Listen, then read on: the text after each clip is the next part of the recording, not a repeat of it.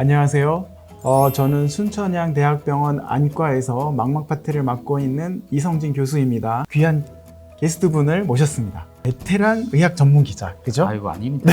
네. 이진한 동아일보 부장님을 모셨습니다. 안녕하세요. 반갑습니다. 우리 순천향 휴먼 러브 여러분 만나서 반갑고요. 제가 여기 온 이유는 딴 게 아니라 제가 안경을 끼지 않았습니까? 이 안경을 좀 벗고 싶은데 이 벗을 수가 없어요. 이게 잘 안 보여요. 그래서 우리 이성진 교수님과 뭔가 해결책이 있다. 그래서 제가 발 벗고 뛰어나왔습니다. 감사합니다. 네네네.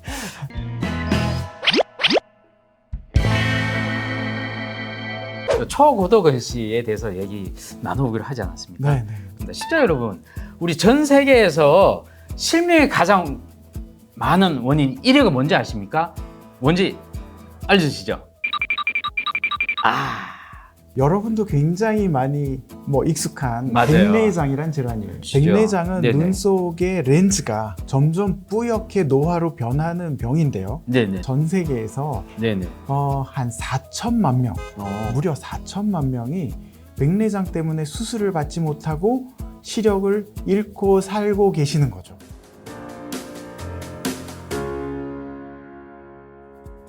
혹시 신봉사 있잖아요. 네. 우리 유명한 우리 이제 전래동화. 이 신봉사가 혹시 앓고 있었던 것이 바로 백내장입니까? 혹시? 그게 백내장일 수도 있어요. 그런데 이제 이거를 우리 재미로 하는 거니까 너무 막 신봉사가 장님이 아니었대 막 이렇게 비난은 하지 말아주세요.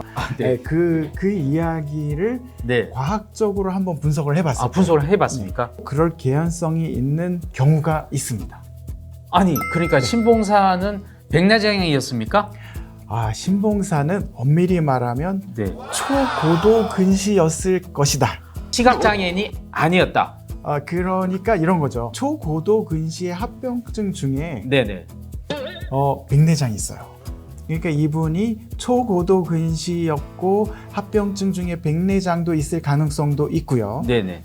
그 상황에서 네. 갑자기 나중에 마지막 장면에서 심장을 깜짝- 만났죠? 맞나? 네. 깜짝 놀랐죠. 깜짝 놀랐죠. 이거는 엄청난 충격이었죠. 이런 충격이 가해졌을 때 네네. 눈 속에 이 렌즈가 네네.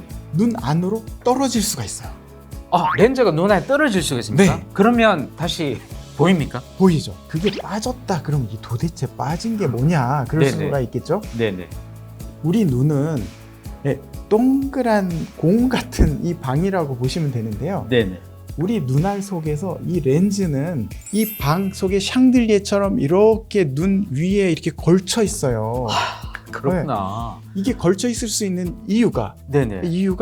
네. 거미줄 같은 끈이 쫙 360도 달려서 달려 있는데 저 벽에 붙어 있는 거죠. 네네네.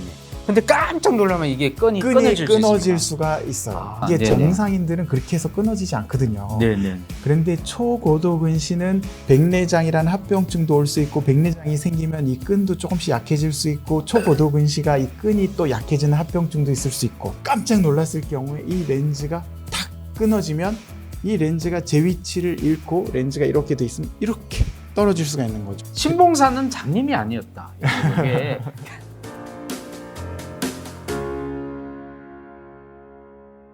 우리가 이걸 꺼낸 이유가 사실은 초고도 근시, 고도 근시에 대해서 얘기를 하기 위해서 사실 네. 꺼냈는데 굉장히 신빙성 있는 이야기라서 여러분 믿어도 될 것 같고요. 교수님, 우리나라에 왜 이렇게 안경 낀 사람이 많을까요? 네네. 네이처라는 잡지에서 전 세계 중에 중국과 한국은 네. 근시가 95%다. 와. 이런 보고서를 냈어요. 95%요? 95%. 그에 대해서 좀 설명이 가능할까요? 그래서 이제 그 네이처의 잡지에 의하면은 네네. 아마 중국인이나 네네. 한국인은 어떤 민족 유전자가 있지 않을까 이렇게 생각을 하는 거죠. 그 민족이 가지고 있는 유전 인자가 계속 유전이 되는 것 같다라고 생각을 하는 거죠. 그러면 선천적인 영향이기 때문에 후천적인 아무리 노력해도 의미가 없다. 그렇게 봐도 됩니까? 네. 그런데 그 네이처 발표의 네네. 주된 얘기는 뭐냐면 네네. 이렇게 민족 유전자가 있는 것 같지만 그 속을 들여다봤더니 네네. 민족 유전자보다도 후천성 요인이 많이 관여할지 모른다 하는 내용입니다. 요즘 게임, 핸드폰 뭐 수시로 유튜브 보지, 뭐 넷플릭스 보지, 뭐 그러면서 눈이 나빠지는 그런 후천적 영향입니까? 그렇습니다. 네. 그건 다 아는 거 아닙니까? 아, 그런데요. 네네. 최근에 어린 아이들이 성장하는 과정 중에 네네. 햇빛을 보지 못하는 요인을 들었어요. 에? 햇빛을 못 보면 근시가 걸린다? 아, 네네네, 맞습니다. 아니 이런 사실을 왜 이제 얘기해 주시면 교수님? 네, 최근 얘기니까요. 아, 네네. 그래서 와. 그거를 이제 어떻게 설명을 하고 있냐면 네네. 이 성장하는 어린이가 네네. 근시가 된다 하는 네네. 거는 눈알의 크기가 네네. 몸의 성장에 맞춰서 똑같은 비율로 커져야 눈이 안 나빠지는 거예요. 그런데 근시라는 거는 몸의 네네. 성장이 점점 커질수록 눈알의 크기는 비례해서 더 커지는 거죠. 네네. 예. 근데 커져야 이게 되는, 햇빛하고 관련이 어떻게 돼 있냐? 햇빛이 눈으로 들어와서 네. 망막이라고 하는 이 필름 조직, 네네. 눈 속의 필름 조직에 자극을 하게 되면 자극을 하게. 네, 네네. 햇빛이 닿게 되면 네. 이 망막에서 도파민이라고 하는 호르몬이 분비가 된다는 거예요. 아, 네네. 원래 이 도파민이라는 호르몬은 뇌에서 나오는 거고요. 그렇죠. 네네. 네, 좀 즐거움과 행복을 느끼게 하기 위해서 만들어지는 그렇죠. 그런 네네네. 호르몬인데 네네. 이게 햇빛을 받으면 망막에서 나와서 네네. 이 도파민이 눈알의 크기를 커지지 않게, 그러니까 몸의 성장에 딱 맞춰서 눈알의 크기를 조절하는 그 역할을 하고 있다는 거죠. 우와. 네, 도파민이 그런 또 중요한 역할을 하는데 중요한 역할을 이 하는 역할을 거죠. 하는 도파민 또 햇빛에 그렇죠. 또 영향을 받아서. 그러니까 햇빛을 못 받으면 도파민 분비가 잘 되지 않아서 네네. 눈알의 크기가 지멋대로 점점 더 커지는 거죠.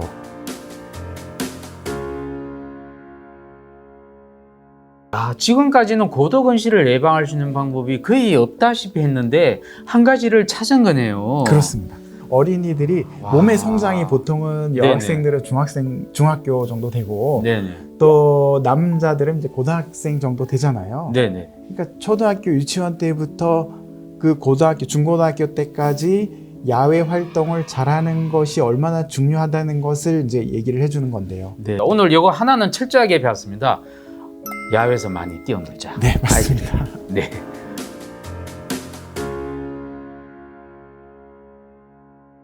야, 어른들은 혹시 없나요?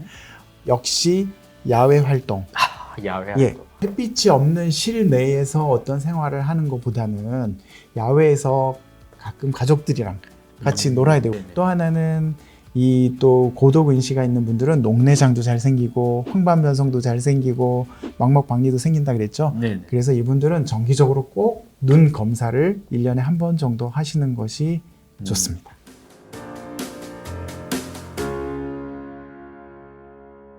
여러분, 고도근시 있는 분들은 사실은 만나 뵈면은 이런 여러 가지 합병증 때문에 고생을 많이 하고 계세요. 1년에 한 번씩 망막 검사, 눈 검사를 꼭 하셔서 미리미리 예방을 하면 이런 병들은 예방이 가능한 질환이기 때문에 너무 걱정을 하지 마시고, 그리고 우리 아이들은 어렸을 때부터 바깥에서 뛰놀도록 조금 유도를 하시는 게 좋겠습니다. 저도 앞으로 야외에서 아이들 공부를 빡시게 시키도록 하겠습니다.